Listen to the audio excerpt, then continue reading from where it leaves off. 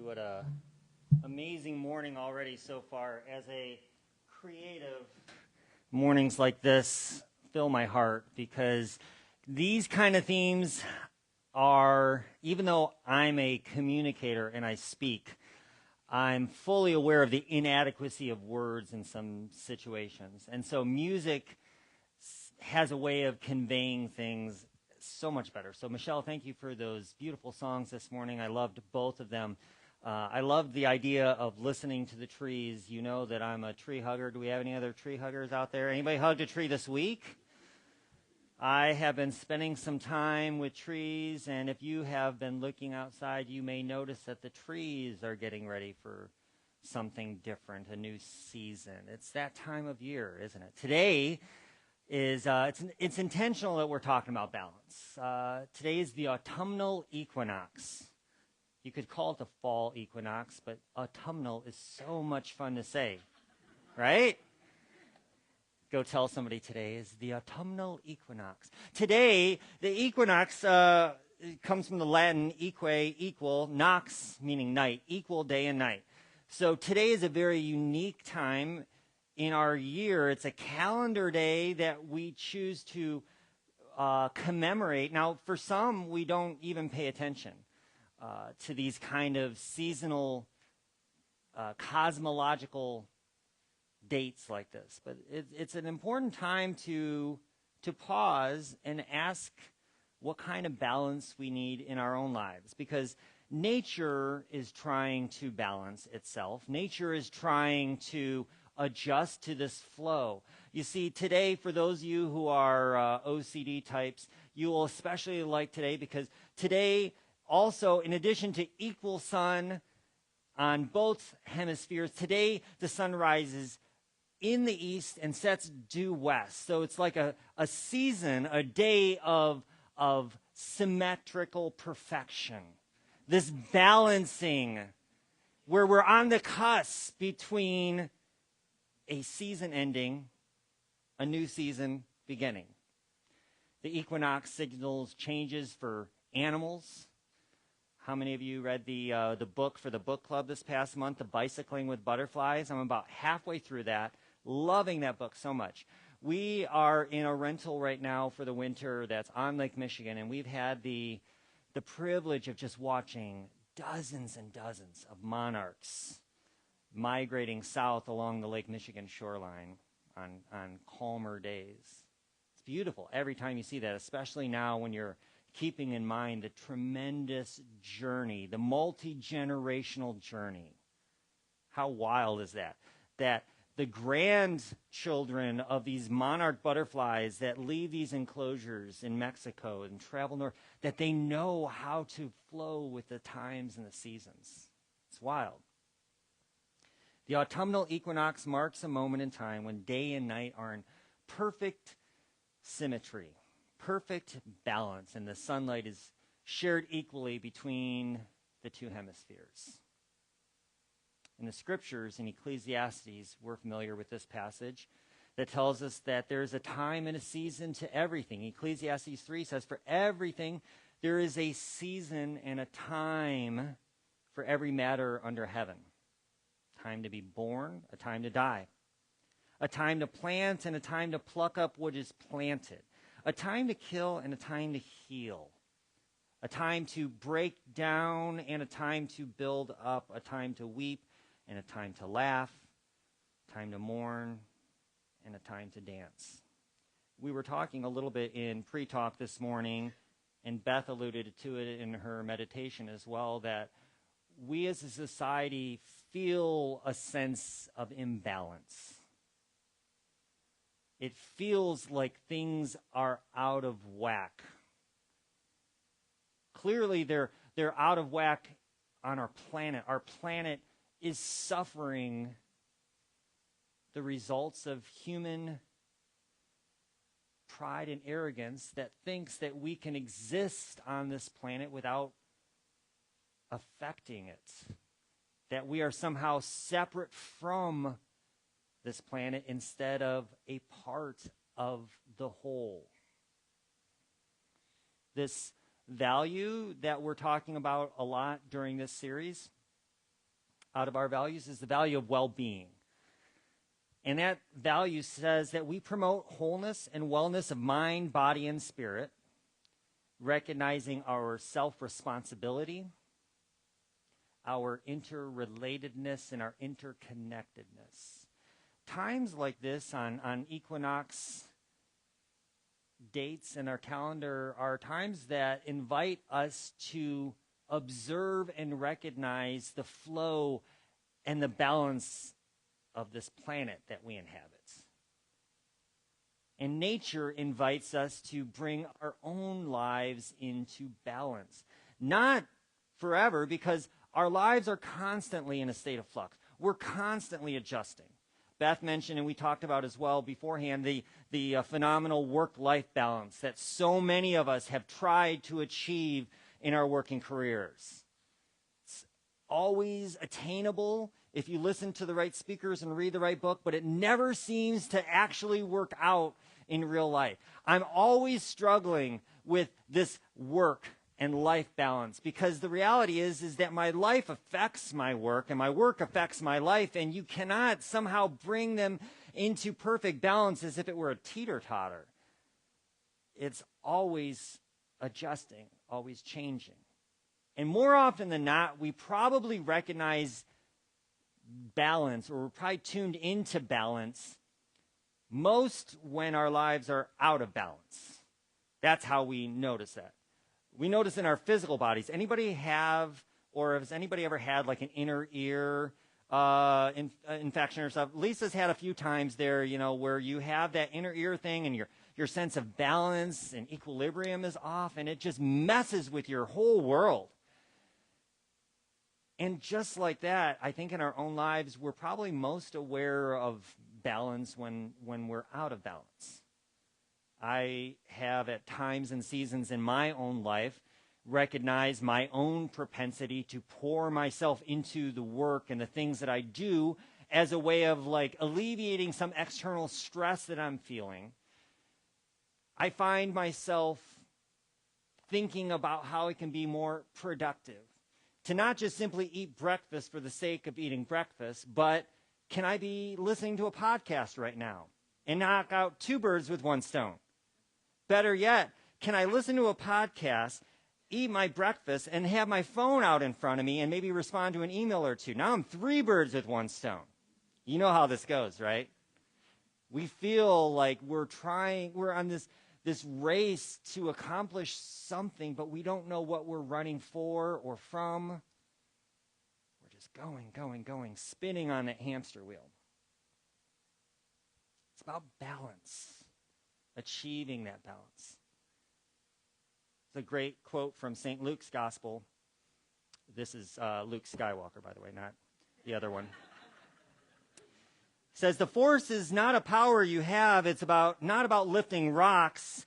It's the energy between all things, a tension and a balance that binds the universe together. You should know by now that if I'm going to quote Luke, that's probably more likely as Luke Skywalker. The balance to the force that those of us who grew up with Star Wars remember, right? There's this idea that life is about flow. In the Star Wars parlance, it's the force. The force flows through everything. And sure, we can use that language if we want, if that helps. But we could just as easily talk about it in the spirit of nature and in the way that our world flows and functions. Because we are not separate from this planet. We come from the earth. We'll return to the earth. Our lives are inextricably bound to this rock spinning around the sun in space. And if you want to talk about balance, let's just take a minute here and leave the Star Wars universe and return to our own and get a little bit geeky for a second and think about just how crazy it is, the balance that we exist in on this little blue ball spinning in space. Because you see, in the vastness of space, balance is not merely an abstract principle, but it's a fundamental building block that governs the movement of planets, the birth of stars, and the dance of galaxies. Without it, our world would not exist as we know it. You know that just a tilt of a degree or two makes all the difference in an inhabitable planet. The distance from the sun, all of the variables that go into making this planet so incredibly unique. We're looking for life out there somewhere, and I think that's awesome and fascinating, but can we appreciate how amazing it is that we have life here, that life emerged from the unique balance of all of these things that came together? The precise distance of the earth from the sun, the gravitational pull of the moon regulating the tides, the fine-tuned chemical reactions that sustain life, they all exist in this delicate equilibrium, this beautiful orchestrated dance. Life in all of its complexity thrives in this narrow margin between these two extremes. Too much heat and life burns away, and too little and everything freezes. Let's do something for just one quick second here. For those of you who are able, let's work on our balance for 1 second. Can you just all stand up? Okay, good. Well done, and sit down. Good. Bravo, congratulations. You all did excellent on your balance, especially considering that right now, those of you who are still, you can sit down now, thank you. We have some overachievers in the crowd. Look at how long I can balance.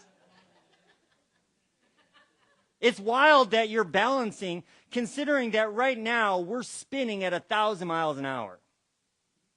Okay? This planet spinning 1,000 miles an hour.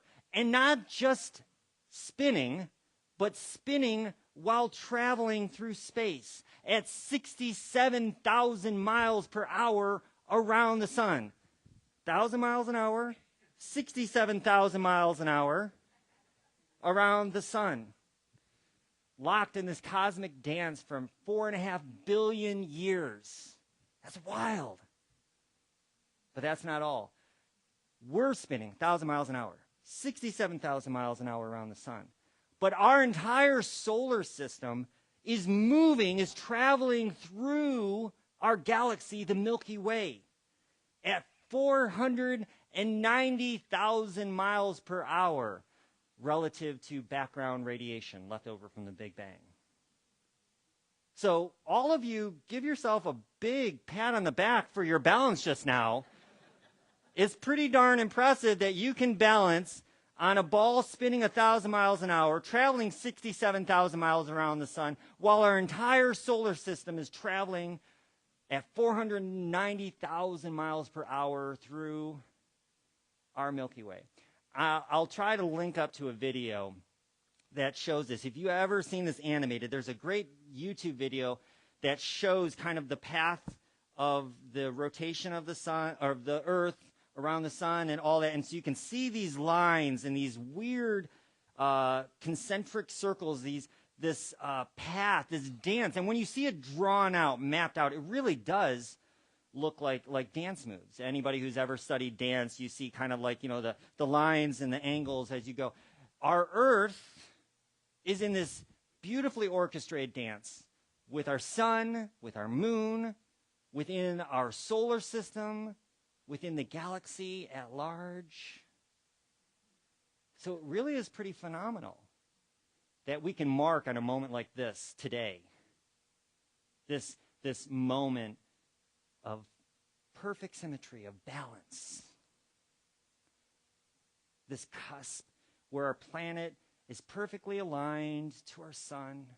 From outside in space, nobody would know what we're marking. But we know. We're aligned in this moment, and our seasons begin to change. Animals begin to migrate. Things begin to happen. Another word for this idea of balance when we're talking about science is this word homeostasis. This unique balance that we see achieved in so many species and in so many plants in this world.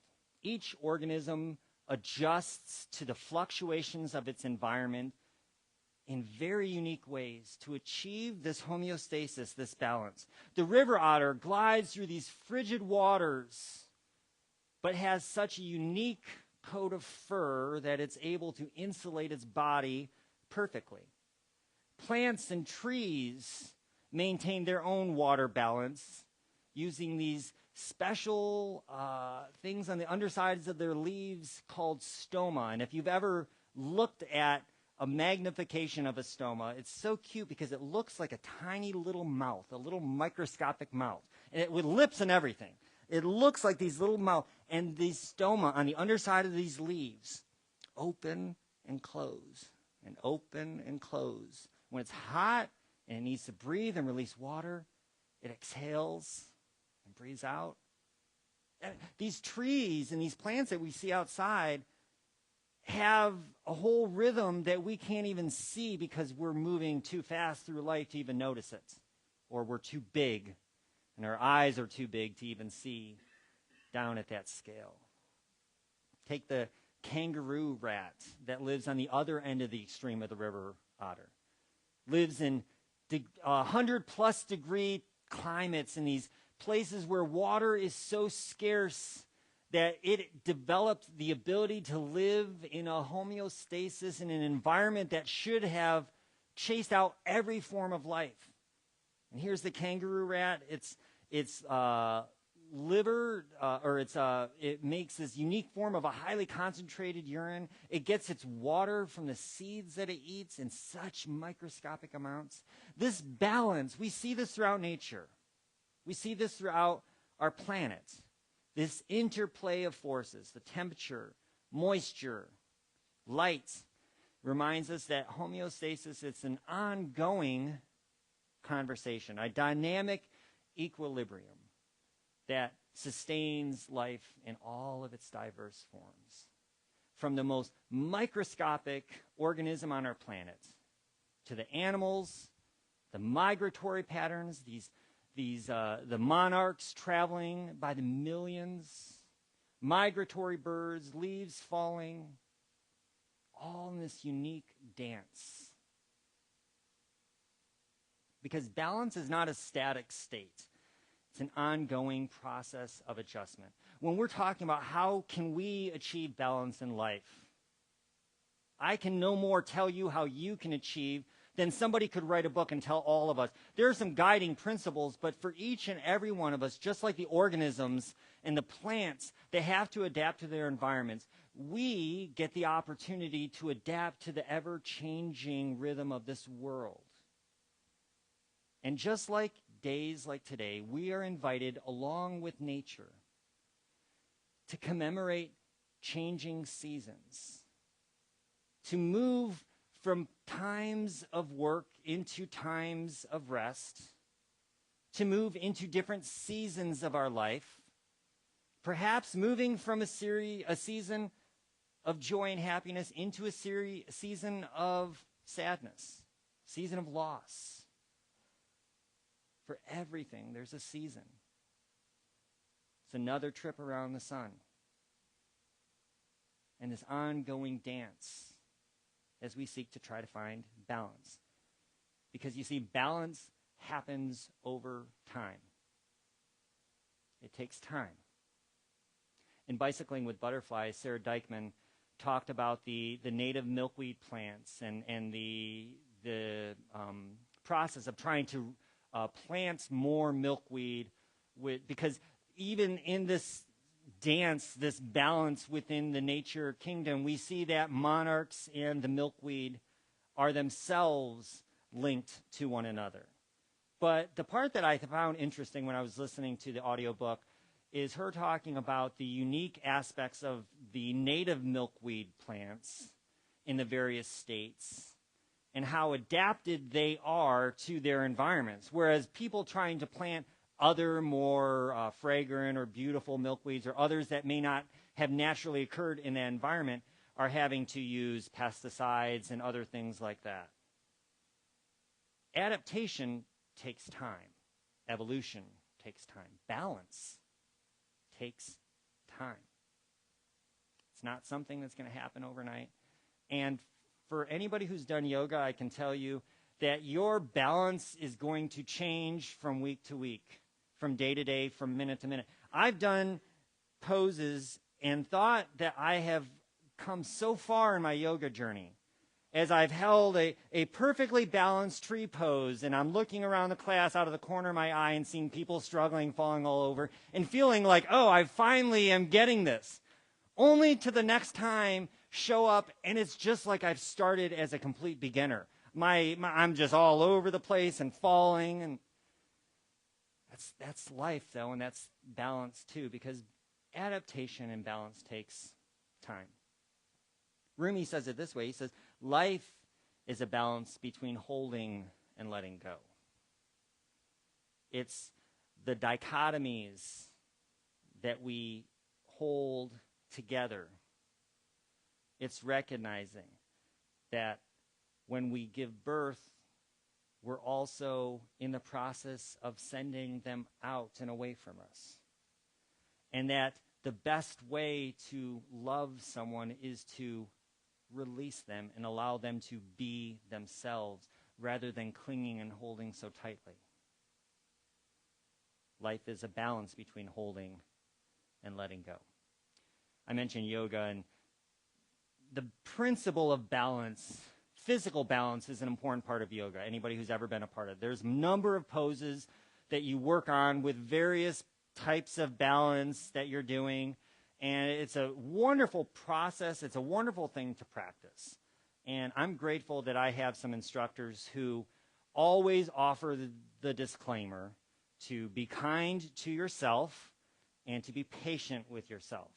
Because for anybody who likes to try to do things right, like me, I'm struggling on those days when I can't get my balance.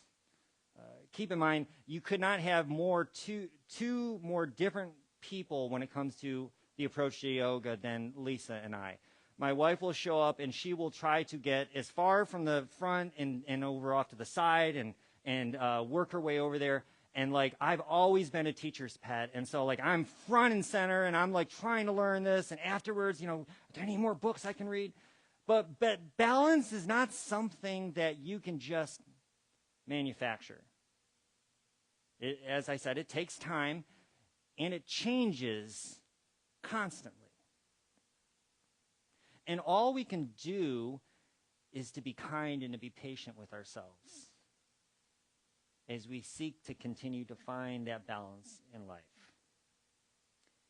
One of the forefathers of yoga, especially in a lot of the schools that have been taught, BKS and Iyengar, he says this way: in whatever position one is in, and keep in mind, he's talking about both physical balance, but it's related to our life as a whole, because yoga as a practice is not just simply about holding this beautiful pose on a beach so you can get this great Instagram shot and have everybody compliment your pose and your dexterity. That's not it. It's recognizing that we get to do things with our body that embody how we want to live in this world. Practices of bowing the head to the heart, and especially balance.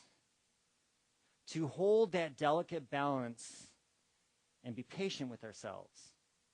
In whatever position one is in, Iyengar says, or in whatever condition of life one is placed, one must find balance. Balance is the state of the present, the here and the now. If you balance in the present, you are living in eternity. It's a big statement, but it's one that bears contemplation. As Michelle comes up and as she's going to wrap us up with another couple of songs, I'm going to encourage us as we go throughout our days today to just simply be present with this idea of balance. On this autumnal equinox, specifically in about another 5 minutes would be the exact precise moment, 9:50 or 10:50. Okay, so in about 10 minutes we'll be, anybody who wants to be like right on the money, perfectly balanced. But it's not that point of balance, is it? It's recognizing what that balance brings in and what it ushers. It's making the constant adjustments. It's recognizing that life is a flow and life is a dance, and we get to participate in it. And especially in a world that is so tremendously out of balance, we get the opportunity to embody that. As Ram Dass said, it's not enough to simply complain how out of balance the world is if we are not trying to embody balance in our own lives. We get to embody and bring this into the world with our actions. So may your lives, may your worlds find during this moment of equinox a state of balance, and may you mindfully be in this moment. As BKS Iyengar says, if you find balance, you are in the moment, you are living in eternity. We celebrate this day, this balance in our lives, and we choose to commemorate in our world with mindful actions. Thank you for sharing this planet, this time with me. Namaste.